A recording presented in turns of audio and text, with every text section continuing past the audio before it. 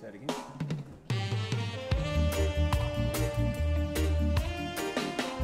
Oh, you want to kick off?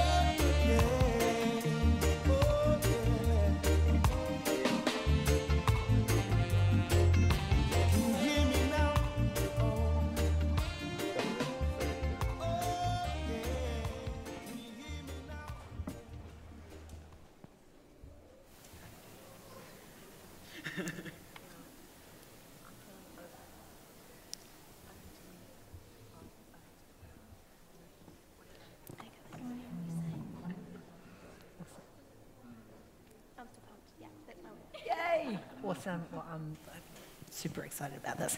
Oh, kia ora tātou. We were just like finishing a little check-in here about like how excited we all are, how we're feeling about doing this panel. This panel feels really exciting to me, but it's tinged with some sadness because I've actually just decided today that I want every day to be involved. And this is the last day, and so I feel a little bit sad about that. Those are my feelings.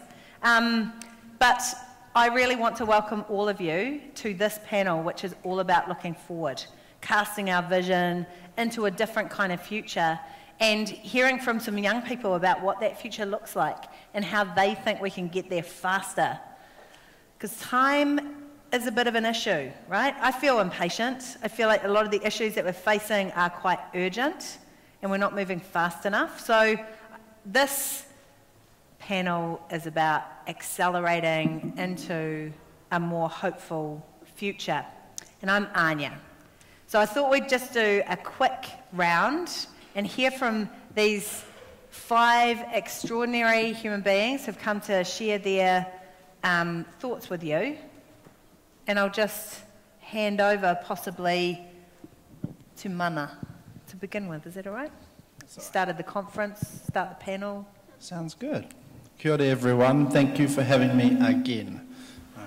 I'm extremely privileged to be a part of this panel with all of the amazing people here.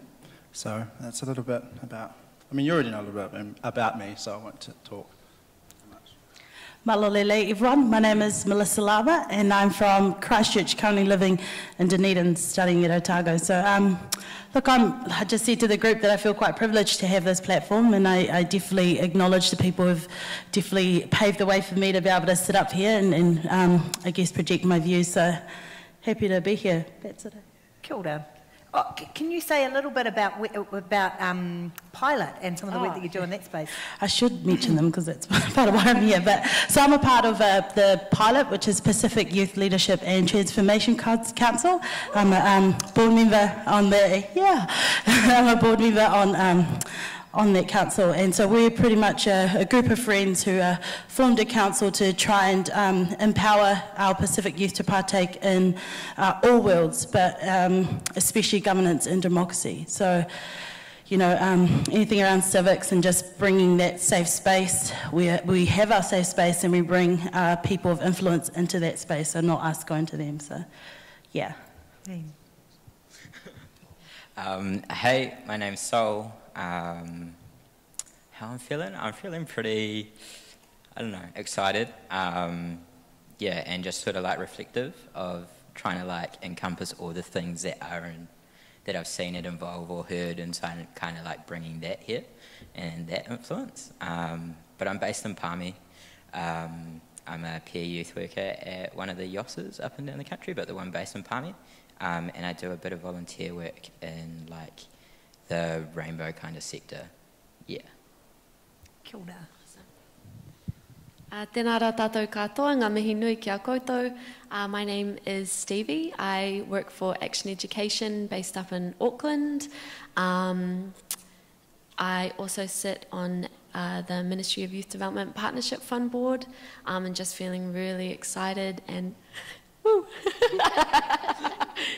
just feeling really excited and really humbled to be here with you all and with this really incredible panel, and to just hopefully have some really cool discussions and to be able to talk about what we think and maybe be able to hear your thoughts. And thank you, Anya, for having us, and thank you all for coming to hang out with us. Oh, hopefully this works. Perfect.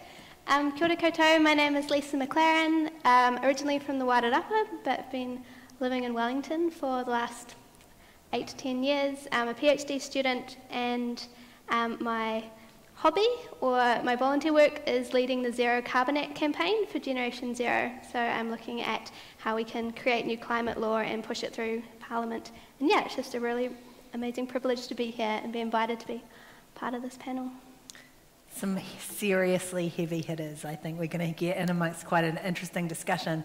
One of the things that we've talked about is that we're quite keen to push down the fourth wall and really engage with you guys and hear from you. There's one way that I'd like to do that is by Slido. So if you've got a phone with you, you can jump onto sli.do in your browser and chuck in the event code, which is #InvolveNZ. And you can throw questions at us, and we will endeavour to answer them. But you can also throw your hand up. I did a quick round of the audience up the front just before and gathered some questions. So we're quite keen for this to be conversational and casual, and for you guys to actually be engaged in that conversation as well. So please throw some questions on Slido, and also throw your hand up if you want to ask a question. So the first question that I'm going to just throw open to these amazing human beings is, what is one change that you think a person who's working in their community with young people can go back and do pretty immediately to take us towards this kind of hopeful future? And I have a feeling that each of you will have a different sense of what that hopeful world looks like. But by suggesting a way that some of these beautiful people can actually do something to begin with, hopefully that will take us towards that kind of bigger question of what does the hopeful future look like. So over to you guys. What's one thing that you reckon these guys could go and do? Starting with me. Okay. One thing. I'm going to be really cheeky and split it into two. So if you're really interested in climate change and making sure that New Zealand has a strong pathway to be a world leader in this space and reduce our emissions and have the safe climate future that we all want, then you can come and volunteer with Generation Zero or have a look at our Zero Carbonate site. But if that's not your jam, my advice is to just talk to people. Find people with similar interests who share that same passion or vision as you, and don't be afraid to just start something, because that's what we did with the Zero Carbonate stuff. It was a bunch of youth in Enigma having a coffee and saying, what are we going to do next campaign-wise? Oh, why don't we create a climate law? All right, okay, well, let's create climate law, and it went from there. So these small ideas that you have, you can turn them into something massive and, leading in that space. So just do it. Amazing. I just really want to connect what you've said with some of the views of 1,200 young people who really, really laid it down around some of the ideas that they have around their well-being, being very connected to our water and our air and our land in New Zealand, that those two things for lots of young people are really inextricably linked. So yes, doing that kind of thing. Yeah, and it can be really stressful if you know those things are being harmed, or if you're worried about the future and what it looks like for our environment. So taking action and being part of the solution is my way, personally, of getting around the depression and mental health issues that come with some of those quite big, challenging issues. Thanks, Lisa.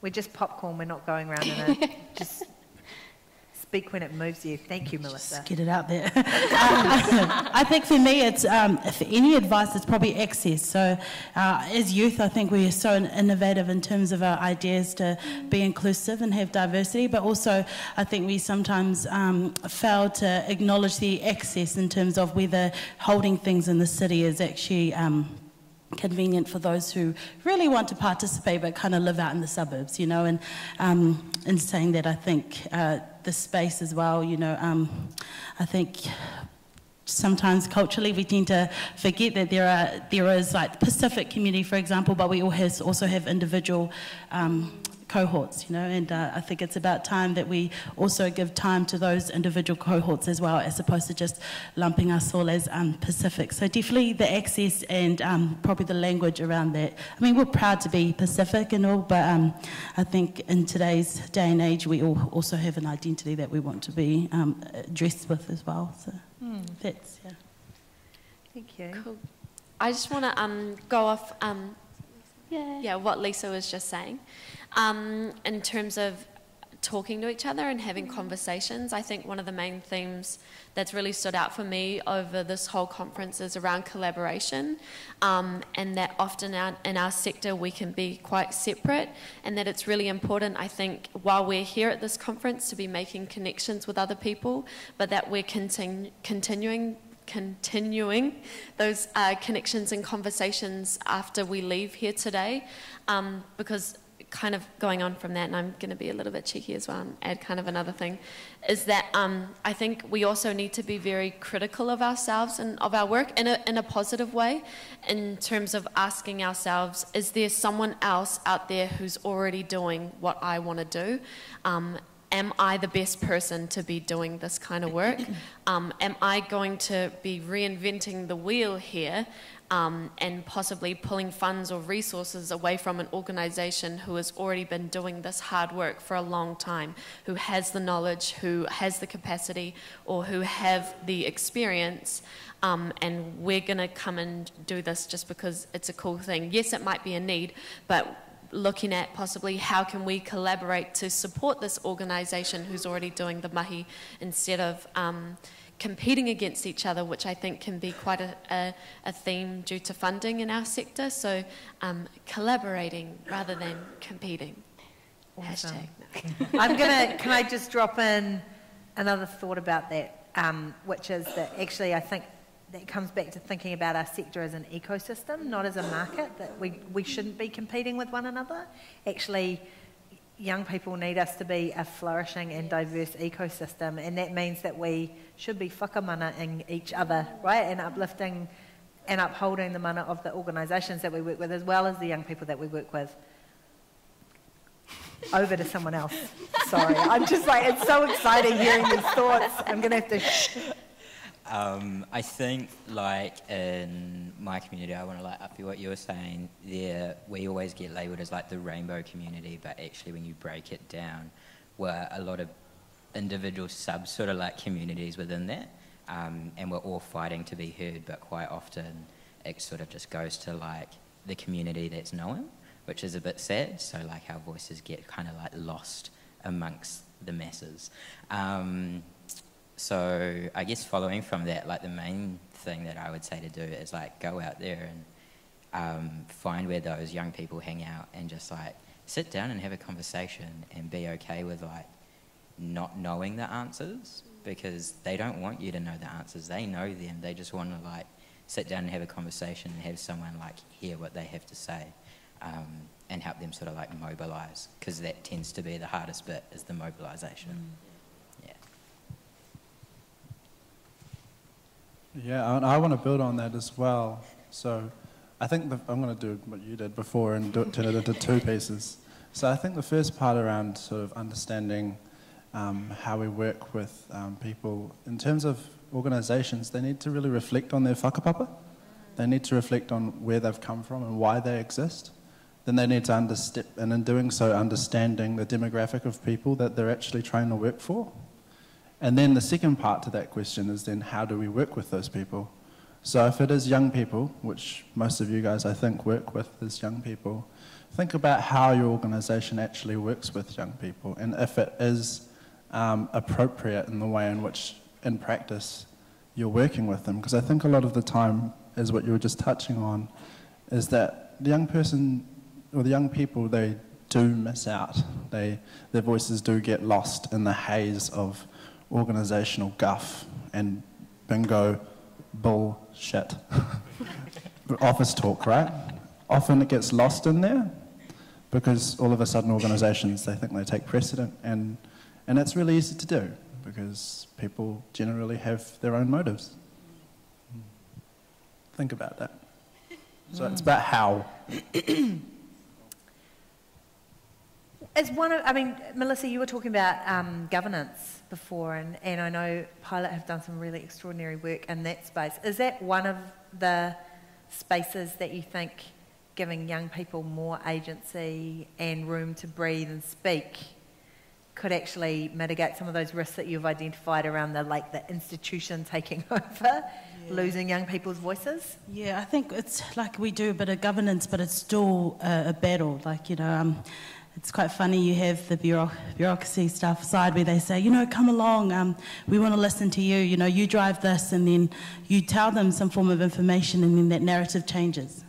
And then your community or your people that you're supposed to represent don't see themselves reflected, and then it falls back on yourself. And I guess for me, anyone here who works in that form of influence of bureaucracy, don't come knocking at our door if you're not ready to listen, or just set some ground rules or pathways. And I keep harping on about safe space, but it's so important, that initial meeting could be the last that you would have with someone if you put them off the wrong way. So, yeah, in terms of governance, we try to keep that language as authentic as possible within our control. But I just want to make a bit of a shout out, we have the Christchurch Youth Action Plan and places like that give us opportunities to collaborate, to give more voice in Canterbury for our Pacific youth, and they include our identity in that framework. So it's little collaborations like that allow us to have governance, but in a smart way. So taking their skills, they teach us to do it in a better, innovative way back to them. So. Yeah. So cool joining it up like that and having a kind of a community of practice around and support as well, right? Because actually governance can be a really quite an alienating conversation to be part of. I'd be keen to hear others' thoughts about good experiences of governance and how to do that stuff well. I think I was thinking about Mana's words the other night when he was talking about thinking about why we are wanting young people to be involved, or asking yourselves those questions before we get young people in, to make sure that I think that we're engaging them in the right way. I feel like having young people engaged in governance is really powerful, to make sure that what we're doing is best for the young people, and making sure that young people have a role in what their future looks like, and making sure that they're able to pave the way as well, but making sure that it's done in a good way, like what Mana was talking about, and that having young people in governance isn't tokenistic, and that it's not, we had a young person at the table, tick, but we're not going to listen to them, and we're not going to give them anything for their time, and we're not going to feed anything back to them. So I think it is really important that we have young people involved in governance, but that we're also thinking about the ways that we involve them, and making sure that it's really genuine, and that they are really involved properly in that process. I feel like I didn't answer that question at all. You did. It was awesome. What you said was totally I'm awesome. just blabbering on. Okay. I think I'll just toe talk on what Stevie was saying as well in terms of the how and the why. It's also really important that with more responsibility and more accountability, that the young person has more and more support put around them. Because I guess at governance level, that's when you've got to think about more practical things like legislations, like contractual agreements, and if their name is a part of that trust deed, that's a huge amount of responsibility. And so if you're going to have them involved in those conversations, or maybe not even legislative, it could even be something that affects their life or another life of another young person. And those are enormous decisions to be a part of. And so I guess having safe strategies in place around that young person is incredibly, incredibly important. And I've seen it not work before. And I know it doesn't work sometimes, and organisations can say in hindsight, oh, I'm sorry, it didn't do enough. But that sorry doesn't hold up in that young person's mind. If they don't know why that decision didn't happen, or they don't know why they weren't supported enough, they're just left battling on, thinking it's okay, and that's what they should expect if they get involved. In reality, we should be leaving young people in a more respected and in a better state than what they were before we got involved in their lives. And that's where the why really needs to be thought about carefully. Sorry, just quickly. And I also think, in terms of governance and visibility, we need to start mirroring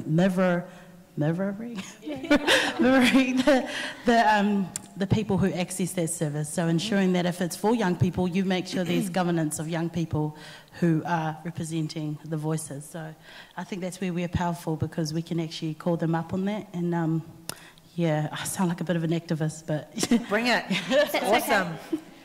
I was thinking about, as everyone was speaking, we were talking about like the safety of young people when they're in governance, and sort of the wraparound with that.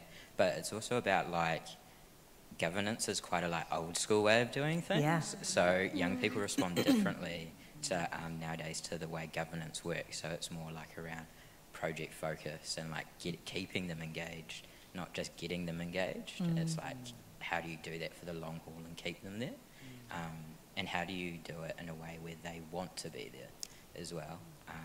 Not just sort of being like, we need you, they also need to want to be there. Lisa, I'm really keen to hear from you as someone who works for like an organisation that is like youth, young people set it Youth-led, up. yeah. Young people do everything. One of the things that I hear around the sector is that like young people with amazing ideas and theories of change find it very difficult to build the kind of infrastructure, and we're talking about kind of governance and charitable status and all of these things that actually enable you to unlock resource to make your idea happen in the world. Can you tell us a little bit about how it works at Gen Zero? Yeah, so I should preface this that we've been trying to set up a board for probably the last 2 years unsuccessfully, and that is partly because we're all volunteers, some people putting in 20 hours a week plus, completely volunteers, apart from one of our lovely admin people who's on 10 hours a week. But it's a really tough process when you're campaigning, you're trying to do all these really exciting projects and getting volunteers involved and looking after volunteers, which is something that is so important, that some of the governance and finance and legal stuff kind of just gets put to the side quite a bit, and it can take a lot of time of people that don't have that time or capacity or knowledge to try and pull it together. So some of that stuff around mentoring and taking people along this journey, whether that's in their workplace or volunteering to help other youth organisations with their stuff, that's so important. And people giving up their time to help us is ways that we've been, really lucky in getting some progress. We're almost there with our board, but there's lots of discussions. Is a board the right thing for us to have?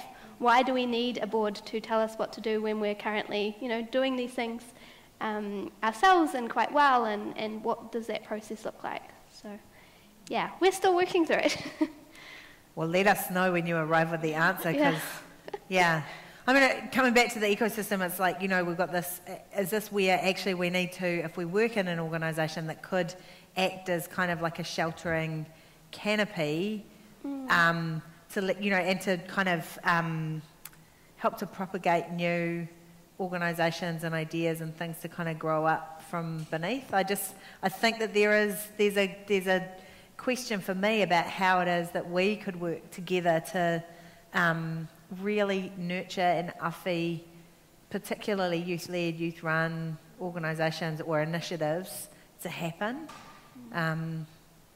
So maybe that's an encouragement to kind of go and think about how you could do that at home. So the future. What I'd love to hear from each of you is one kind of change that you'd like to see in the world. One thing that you think, in terms of the young people who you spend time with and work with, are really aching for, a change that they need to see in the world.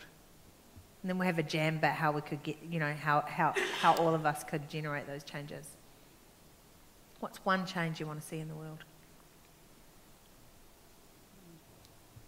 I'm going to be a bit cheeky and go for 2.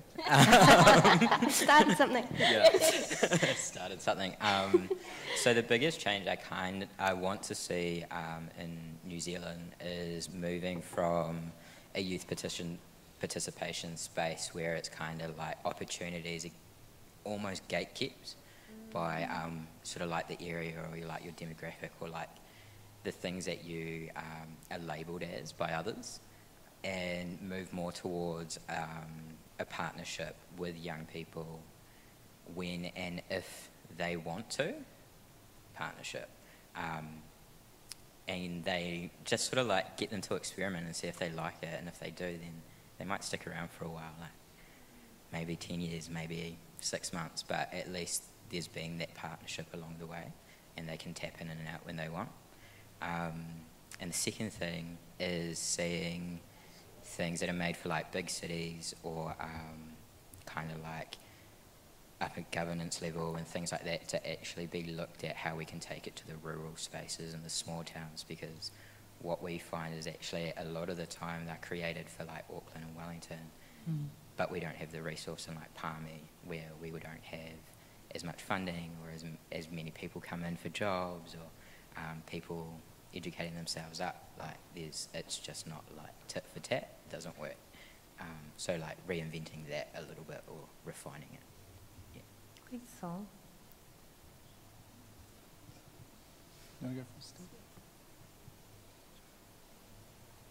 I think I would really like to see governments take less of a big brother approach when they're assisting in communities. I think a lot of what goes on is that government kind of comes into specific towns or regions and says, okay, we're going to give you this money to do this. But it's kind of like, well, actually, hold on a second, have you even looked at the community that you're working in? Have you even asked what they've already been done? Because often enough, you know, there is a lot of community-led projects that are already happening in that community that the government is trying to fund. And so they end up running this pilot that runs into the ground because the communities that they're working with don't trust them. They can't relate to them because they've come in right at the beginning with this I'm better than you and bigger than you and I hold all of the money attitude, and nothing gets solved because they don't build that relationship with their community, with those communities. So something that I'd like to see change a lot, and this isn't just in the youth space, but something I'd like to see a lot more of is horizontal relationships. Because often what happens is governments they've also made all of these connections and they know of other things that are similar in other regions, but they're not sharing that knowledge with the community. And I think it's opportunities like this where you've got lots of different organisations in here that actually, you know, if you have those discussions with them and say, what are you for? Why do you do what you do? And then ask, okay, but how does that work? Then you actually might get some insights yourself, and you could give them insights as well. That's really powerful, but the thing about governments is they don't necessarily share that because they're down in this silo mentality where it's the Ministry for Youth Development, the Ministry for Children, the Ministry for Social Development, asking what the difference is between the three. Actually, there's a lot in common, and actually they're doing a lot in the same communities as well. And it's usually with the same people. So I think that's something that really needs to change.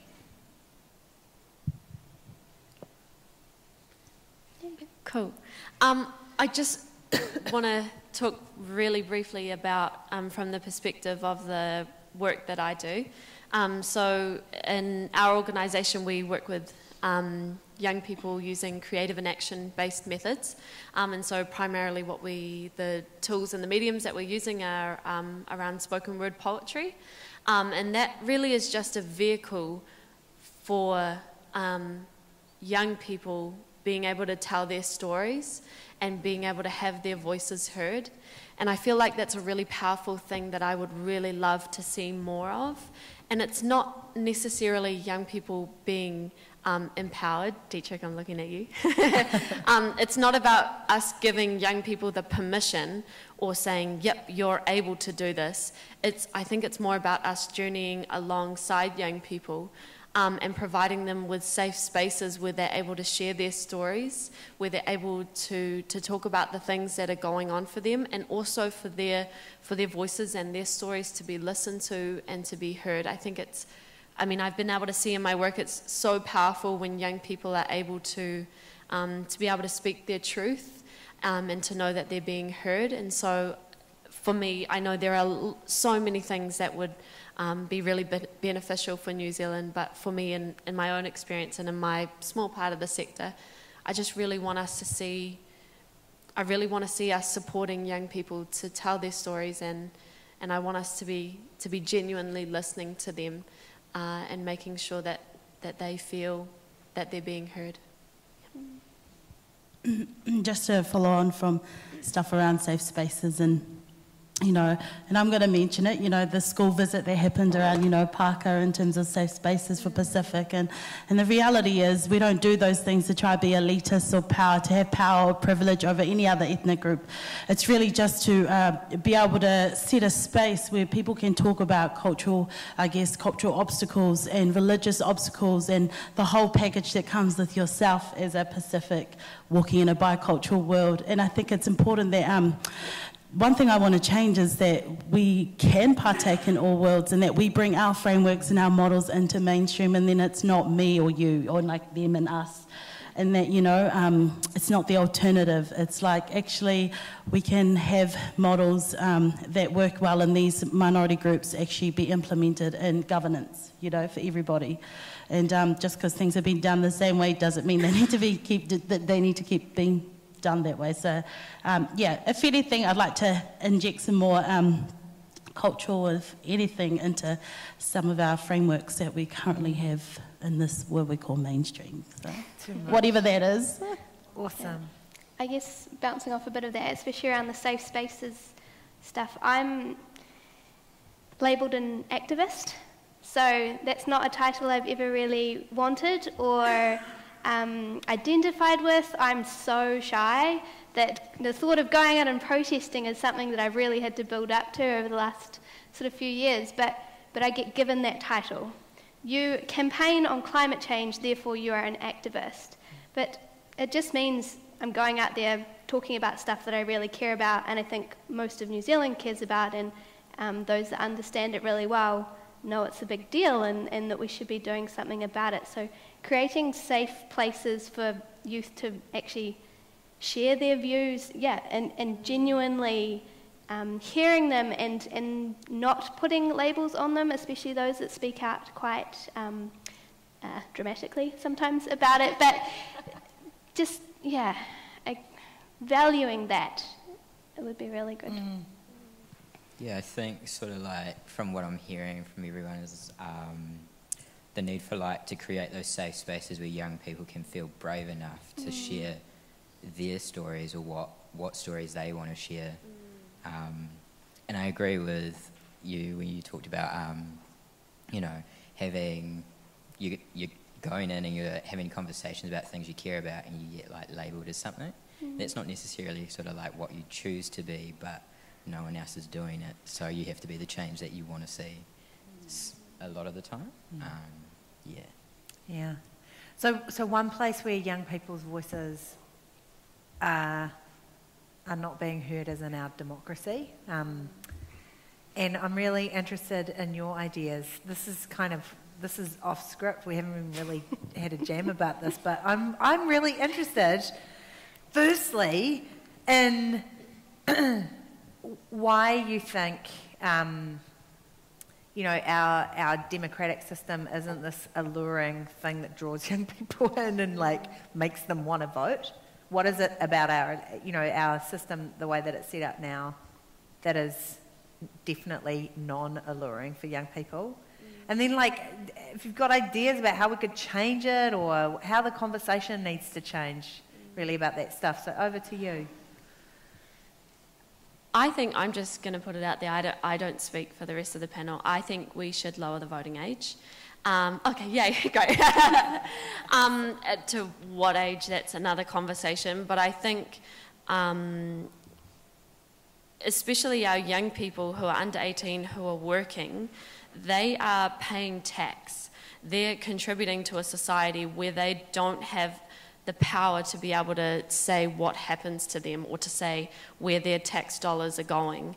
Whereas we've got youth adjacent but older people who are able to vote and who are making decisions. I hope I'm not offending anyone by saying this, but that we've got older people who are able to vote, who are making decisions for a world that they're I say this in a nice way, they're most likely not going to spend as much time in as our young people. Very tactful, Okay, actually. great. Sorry, I don't want to offend anyone. That was...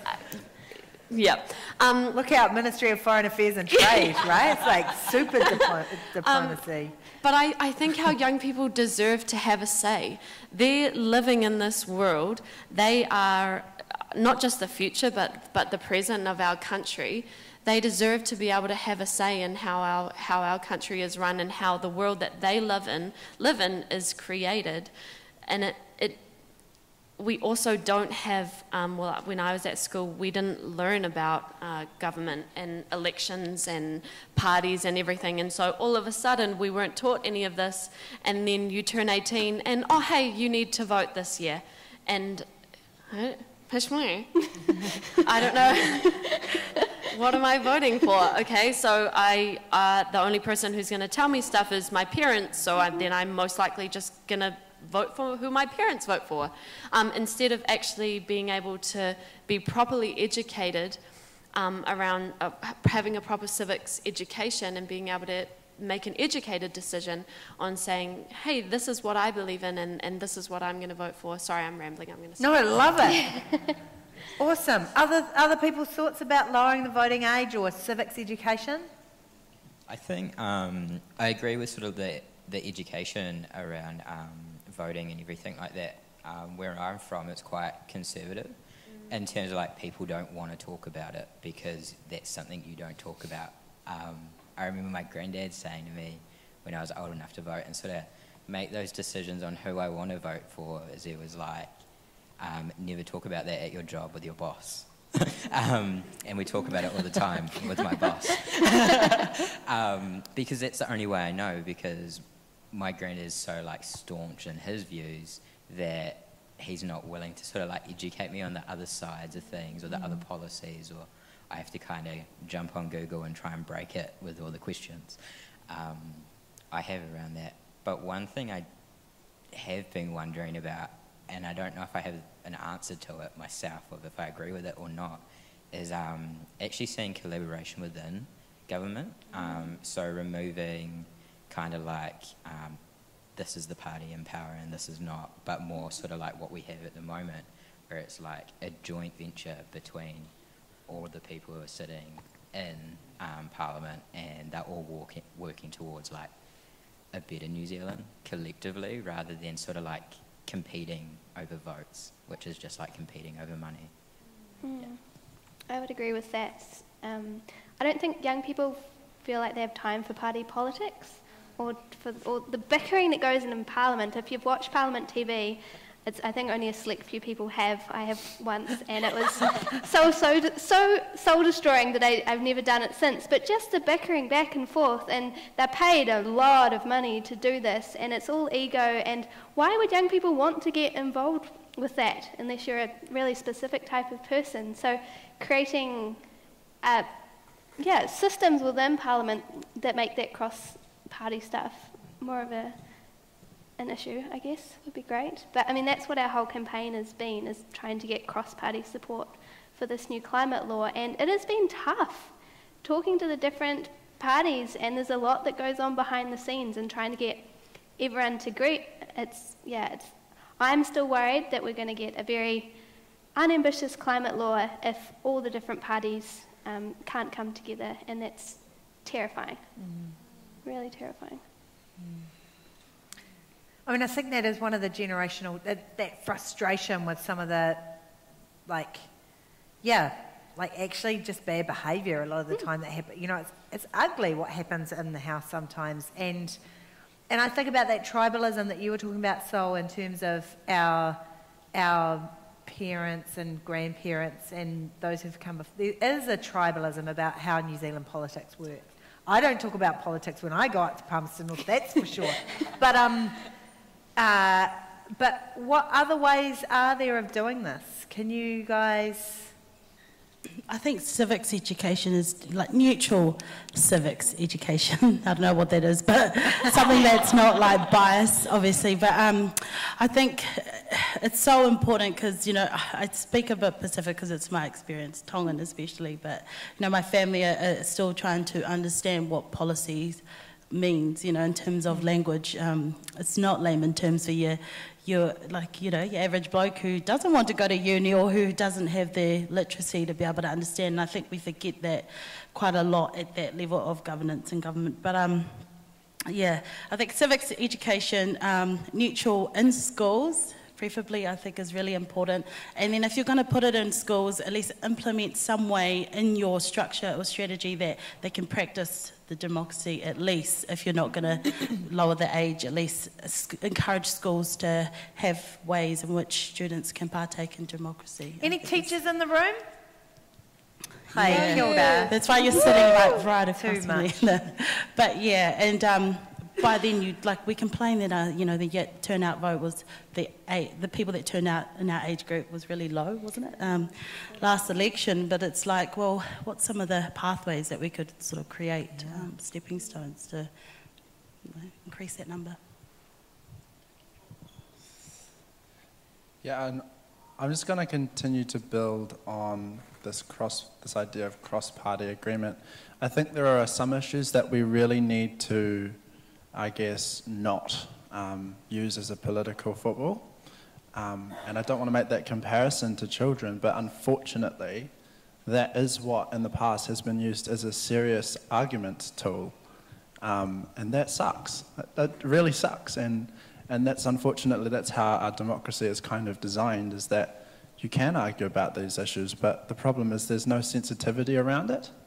Because I'm thinking of the likes of child, youth and family, and the way that it's been established and adjusted over the years. You know, it's changed 15 times in 20 years. I mean, what kind of a community can trust in a system that changes that much? I mean, that's a pretty bad track record, really. And we like to dance around these issues, but in reality, and compared to the rest of the world, we're doing terribly when it comes to supporting our young people. And if we use systems like this, such as democracies, where you can actually just argue about, you know, the wording of a policy and change a whole system, you know, and you don't, you know, it's quite easy to forget that working behind a desk, you can actually affect someone's life by doing that. And so I think I disagree with the current system, and I think a lot of young people are smart enough to know and have a really strong grasp on why they want to participate and how they want to participate in their communities. I think it would be ignorant for us to say that they're not interested. They're hugely interested. They're just not interested in the current setup. And so I think that actually in reality, we need to be working specifically on trying to nail down things that we shouldn't be arguing about, like climate change. Like, I mean, let's just talk about, you know, the world is flat idea. I mean, these are some issues that we just don't need to talk about, and just get on with it, I think. And yeah, and I think young people know about that. Yeah. I also just want to continue on from Melissa's, when you were talking about politics being accessible to people, but also about it being representative, or sometimes I think about when I look at the MPs in Parliament and I don't really see a lot of people that look like me. And I know this year, or this government has had the highest number of Māori MPs, I think, but I think about in terms of young MPs, I think about Chloe Swarbrick and how amazing she was and how drawn I was to her as a young person and really feeling like I could relate to her. But sometimes I think, jeepers, I feel like I keep talking about old people, but like it feels like it's a whole bunch of youth adjacent people making decisions for us, and we're not in the room, and so not really having a lot of people in the room at the decision-making table that look like us. So it might be a bit of a chicken and egg kind of thing on what comes first, but I feel like definitely having young people, more young people or younger people in Parliament would would be a great thing. How can we do that? Like, what's our, yeah. Mana's going to run for Prime Minister. and you're all going to vote for him. I would, Yeah, totally me too. would. In fact, any of you, if you know, you'd have my vote. But I guess get more young people in Parliament, right? It sounds hard, and it probably is. I'm sure Chloe had a lot of obstacles to get in there, but starting at local government elections, local body elections, trying to get young people in, supporting them, and yeah, go from there into central government and take over and get rid of the sort of pale male stale aspect of what has been traditionally our parliamentary system. So just on that, like in terms of the changing face of Aotearoa, Judge Andrew Beecroft in his opening address talked about a future population for New Zealand that is like super diverse, by which I mean like underpants on the outside, cape streaming out behind, like super diverse, not just diverse, but actually super diverse, which is actually really exciting. What are your thoughts about like the changing demography of New Zealand, the changing nature of our population? What do you think's ahead in terms of that stuff? And yeah, what do you see? Well, after we get through all this stuff that's currently in the media, I think we need to come to a consensus that we don't need to be scared that we're going to lose, you know, the nationalist way of how we've always been, you know. I think there's a lot of richness in the future, and it's easy for me to say, like, embrace it, because I do say embrace it, because that way, so I'm a mum of 2 boys. I was a teenage mum, and something I'm proud of now that we're in a good place, but just kidding. But, you know, I can't wait. I can't wait for my boys to grow up and be who they want to be, and have people be like, you do you, boo, you know, and not necessarily be like, oh, where does that person belong to? Like, they shouldn't be acting that way, you know. And it's an idea, it's an ideal, but I think if we all start singing it, you know, and we all drop our biases, we might actually have some form of consensus in some way. And that's our new nationalist identity, you know, is diversity, not necessarily just one way. So it's an ideal. I guess I've kind of given up on trying to change my parents' generation or the ones slightly under that, and I'm really keen on seeing our generation create the new normal and how it's okay to treat people, and I guess I want my kids to learn Te Reo. I want that to be normal and as like deeply ingrained in the sort of Kiwi culture, whatever that is, and yeah, I can't wait for it to be much more multicultural. And this is coming from a privileged Pākehā middle class background, so take it with a grain of salt. But I guess going back to some of the governance stuff is, how do we look towards a decolonised government system, and what will that look like in the next 20, 30 years, and how can we embed that in now and bring that with us if we're going into parliament or local government, and having those conversations within our cohort, or our age group. I'm aging out, but and just really embed that stuff so there's no chance of these issues still being around in 20, 30 years when we've taken over. Sure, awesome. I think language is a really beautiful thing. I think we underestimate the power of different languages as well. But then when you think about the relationship languages have with policies is quite interesting. In terms of the word whānau, you know, that seems to be quite a coined word right now. But whānau is special because it doesn't just mean family. It actually means extended family as well. It means a whole community of people that might not necessarily be biological. That's something I seriously relate to, growing up with parents who weren't actually biologically my parents. And I think that in reality, when we think about how policies are made in the future, we need to start thinking about using other languages as well. Like, imagine if we used Imagine if we used some Cook Island language, or imagine if we started using a bit of Mandarin in our policies, because we know that 20% of Auckland is now partly Asian population. That's quite a lot of people. And so when you think about that and you start reflecting the demographic of people in our country, and we start using words that expand just beyond a specific cohort, we get more diverse relationships happening in our community because it relates to them too. And they can feel a part of it. And they can start sharing their culture and start feeling like they actually belong here. And they do belong here, you know, and that's awesome. Sorry. And it's often people who complain about multiculturalism and all these diversity are usually people who don't live in a cohesive space.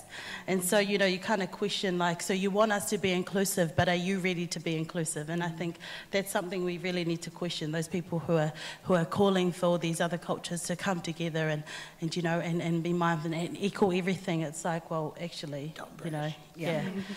DB, no. Was it like, did I get that? Did I read that he has been nominated for New Zealander of the Year? Was that a thing? Was that like a hideous nightmare? That must be a joke.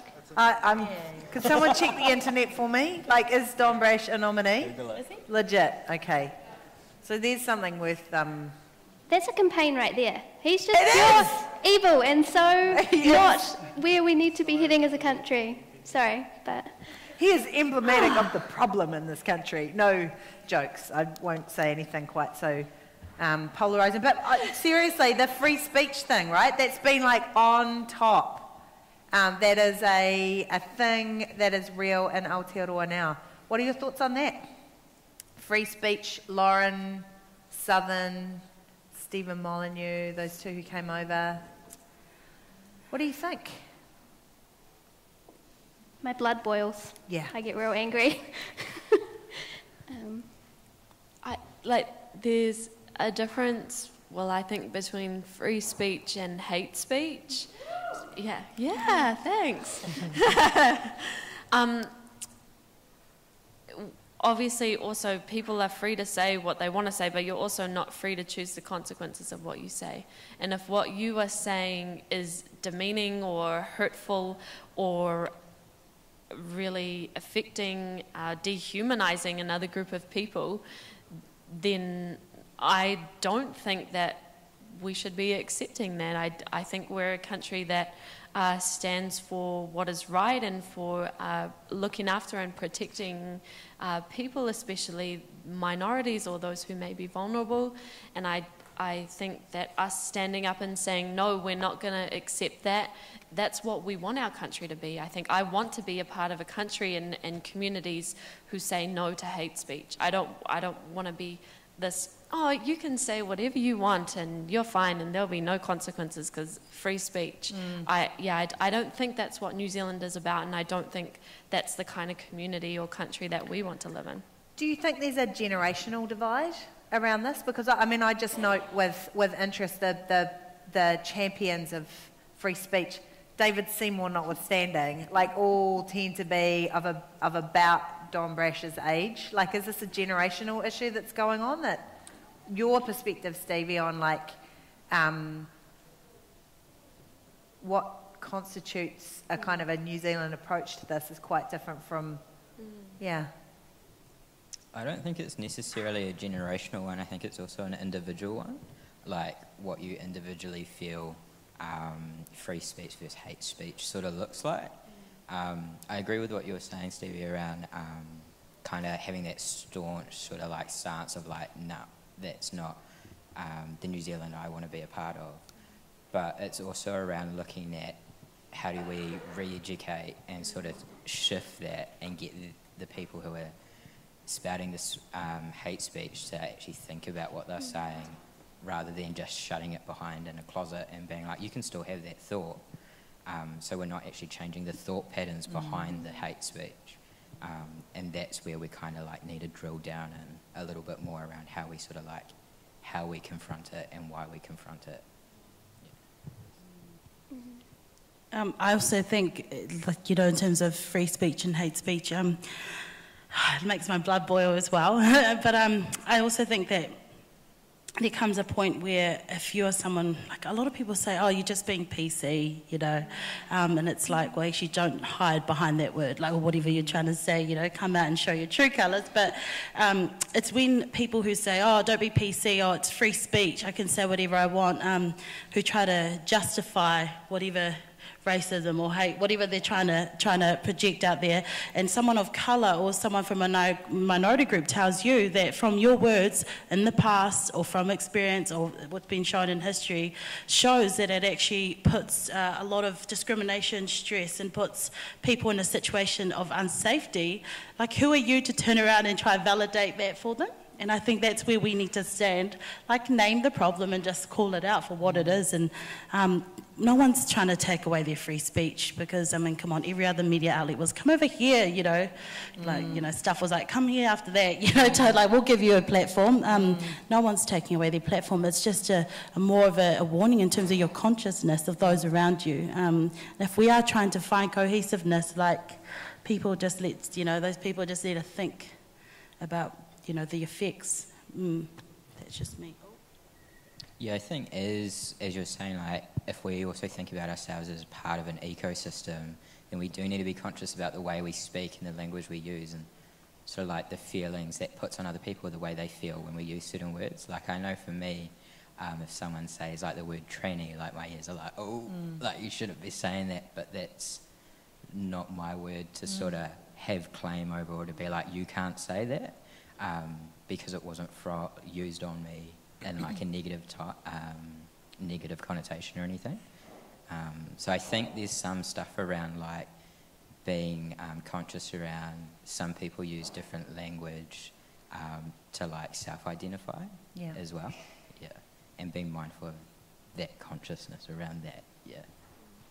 I think there's also a balance that needs to be struck in terms of the different types of many different types of young people. Especially, I think we have this focus right now on youth leadership, and I think that's a fantastic thing. But I also think that not every young person wants to be a leader, and I don't think every young person needs to be put into a position of leadership where they previously hadn't been mentored into that role. I mean, this happens a lot with certain organisations, I'm not going to name them, where young people who are a part of that community are usually asked to go along to conferences like this and speak without actually having asked that young person, so what are you going to talk about? You know, and then they get up on stage and they spill their guts, but then they freeze because they have forgotten what they were supposed to say. And in doing that, actually traumatising them. So I think it's really important that we keep our young people safe, but not restricting them from having the ability to speak, but just communicating to them, you know, next time, let's plan it out, what you're going to say. I'm not going to stop you from saying what you want to say, because you need to speak your truth.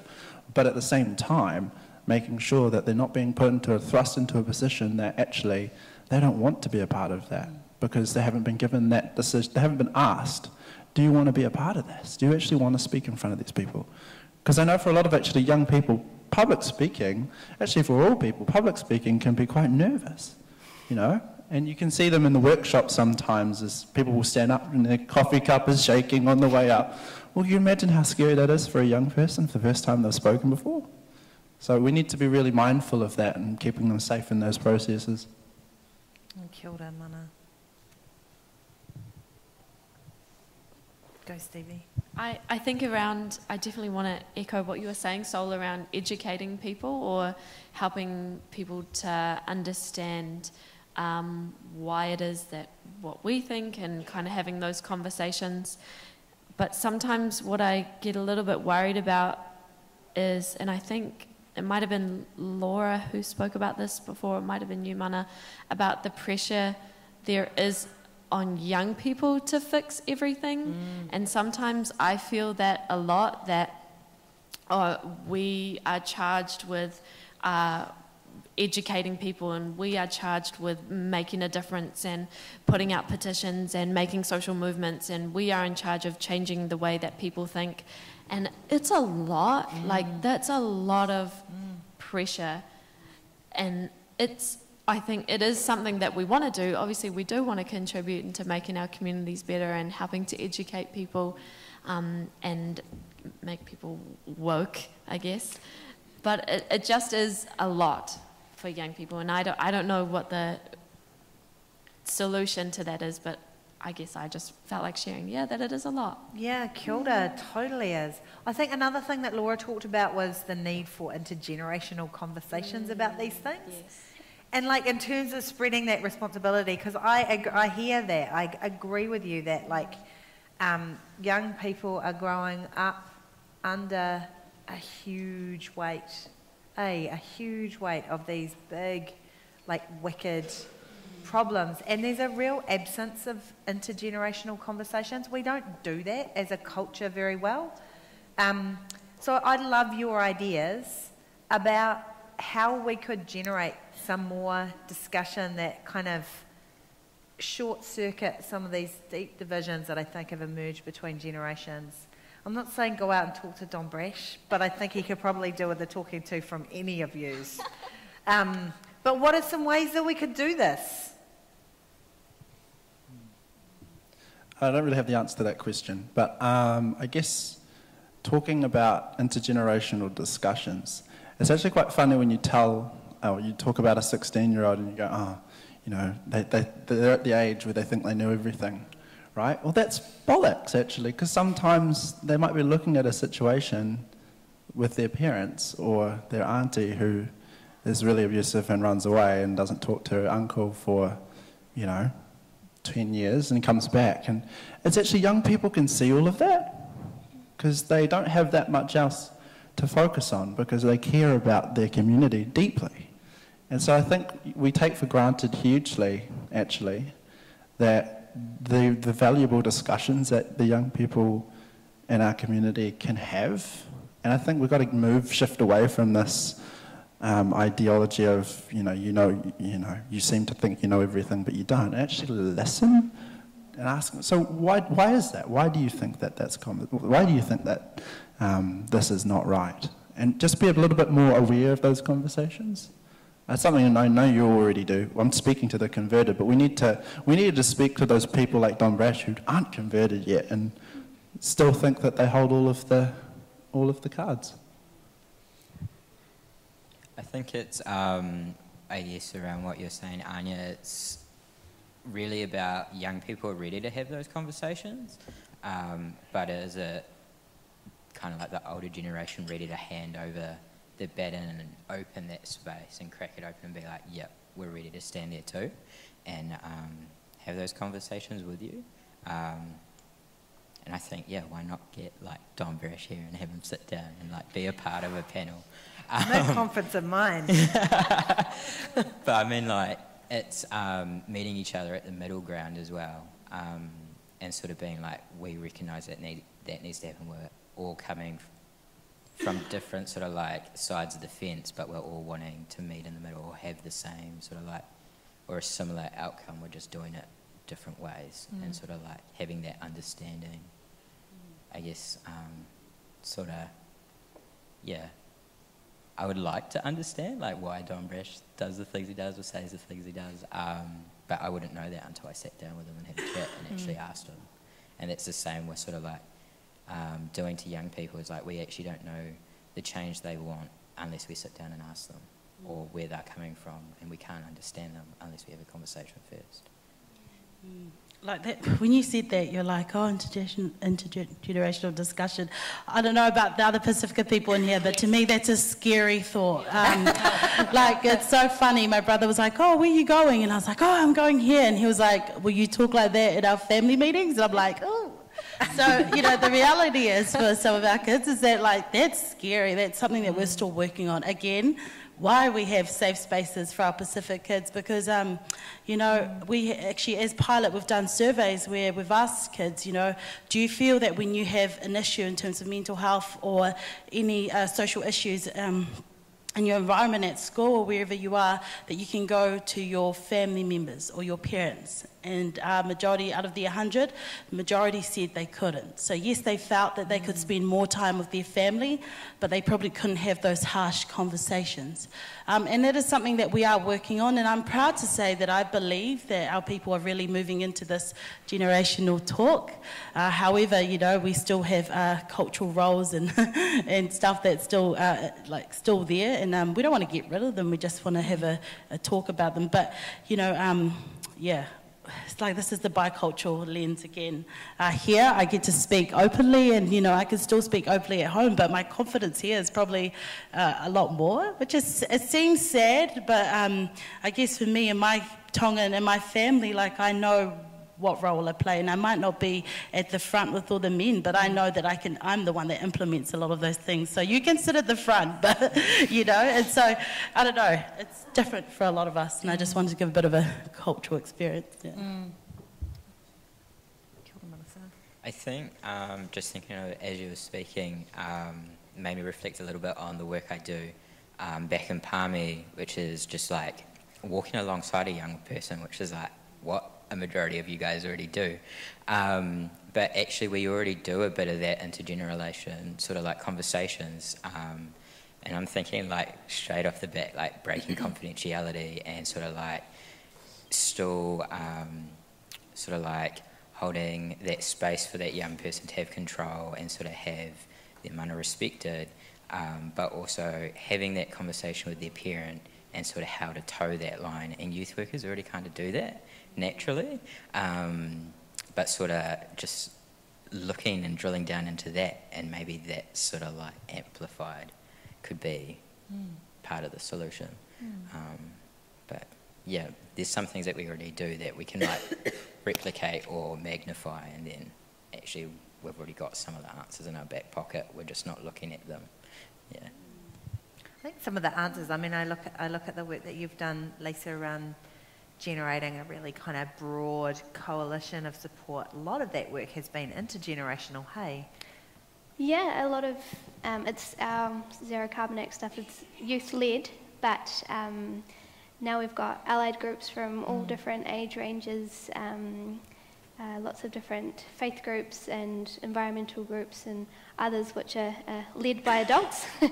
And some of those conversations and meetings, I found that we work very differently. So we come from a very flat, structured organisation where no one's in charge and you just all get along and do stuff by consensus if you can and that sort of thing, going into some more hierarchical structured organisations and how they make decisions and how we do, and there's been lots of maybe differences along the way with that.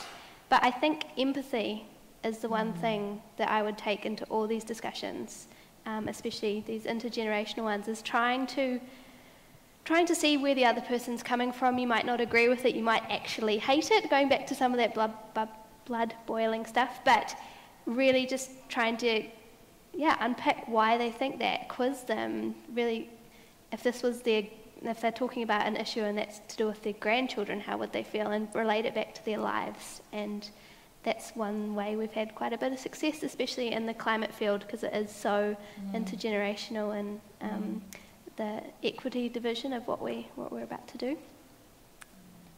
Amazing. Amazing.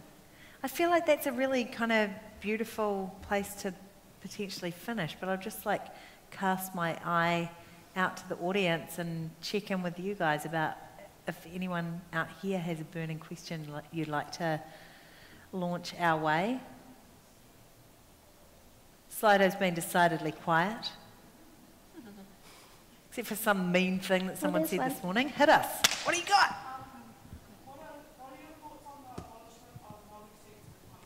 Ooh, great question. Did you guys hear that?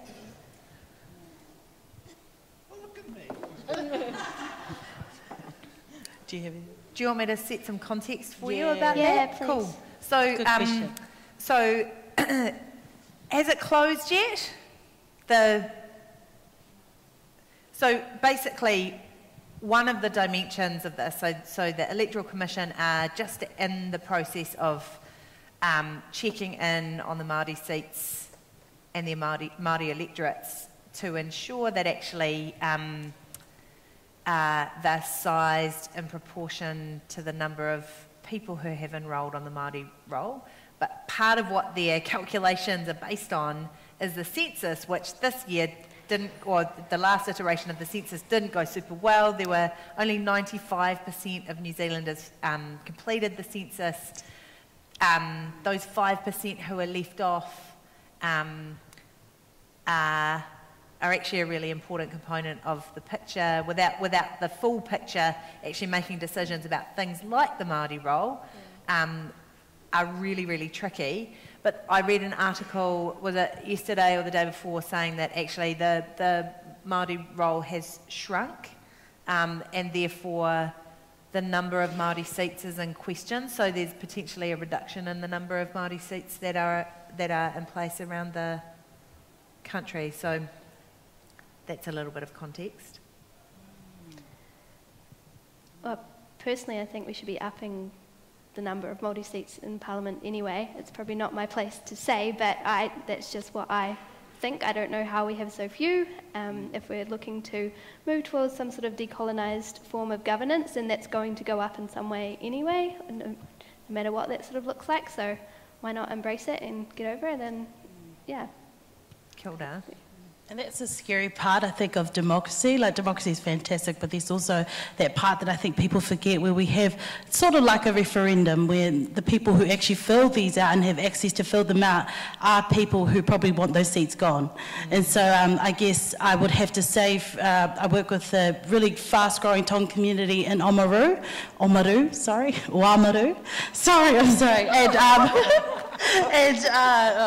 and so, you know, thanks to the community champions who actually set up slots in churches to have the community come and fill it out with them, because a lot of them don't have internet or have access to a PC or some form of, you know, as us young people, you know, but we have, a lot of our community don't have that. And so I think what I'm trying to say is that, yeah, it's scary when they rely on stuff like that to determine how many seats for Māori can be determined, because we all know who are the people who most likely will go and access that type of census, and it's not Māori people. So, and I'm not Māori, so yeah, I'm just saying that from my observation, by the way.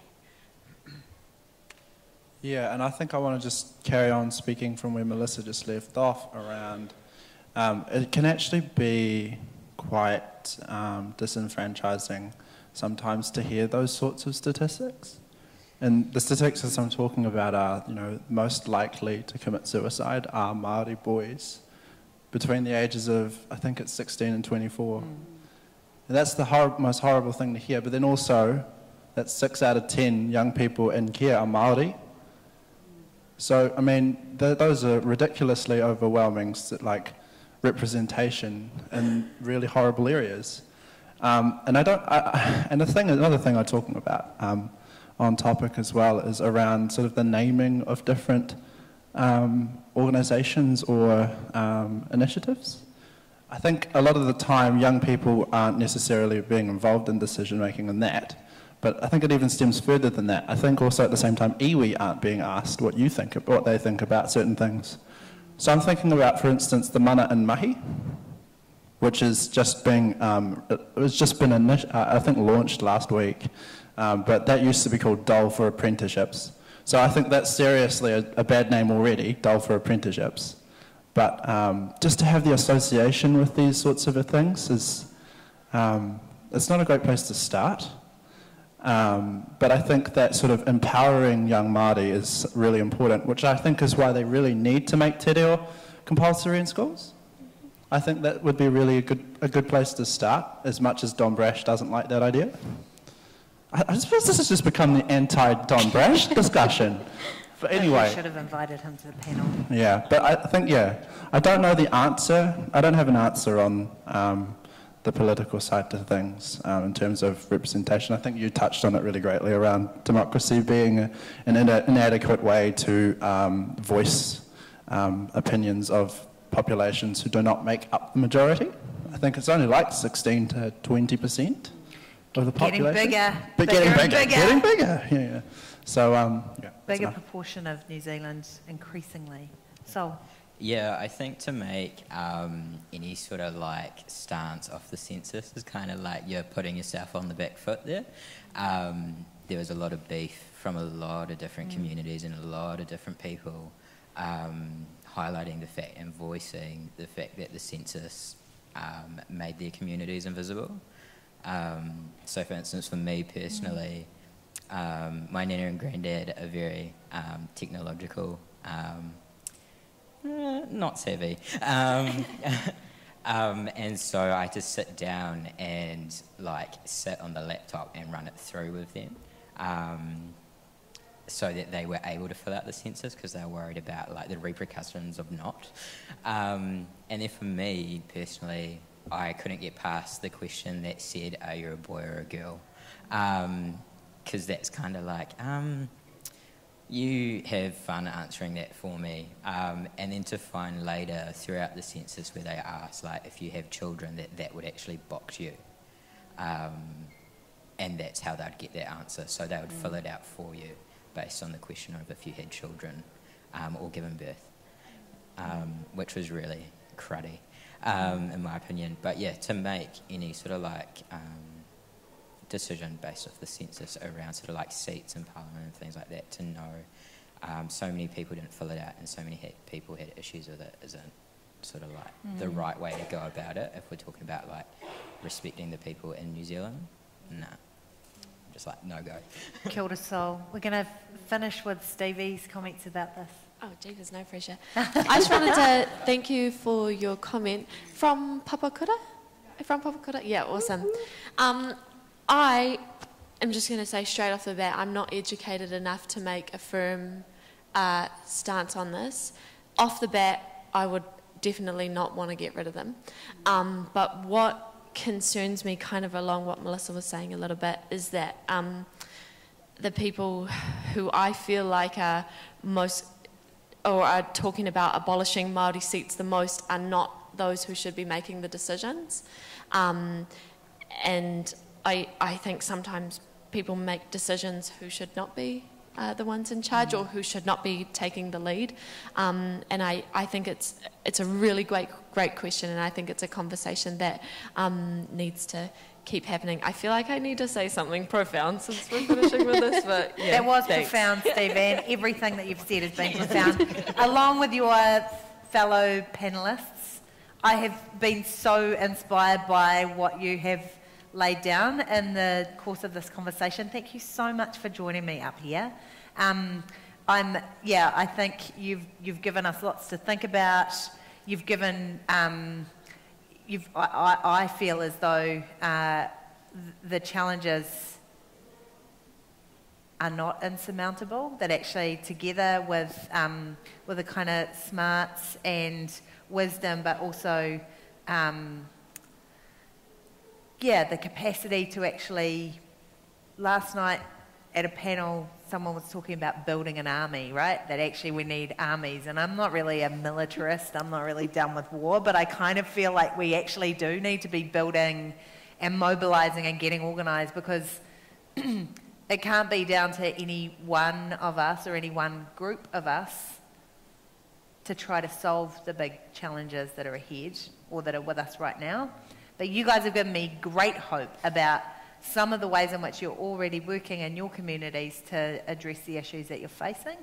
And and I think you've shared some ideas that actually are very practical in terms of things that people can pick up and go and do in their communities. So, ngā mihi nui ki a koutou katoa, thank you so much for joining me. I think this was my favourite bit of the... I keep on saying this, right? I think this was my favourite bit, but I actually do think this was my favourite bit. Thank you so much for joining me. Can we please give these lovely humans a standing ovation? Yahoo! It was quite loud. Sorry, Brum.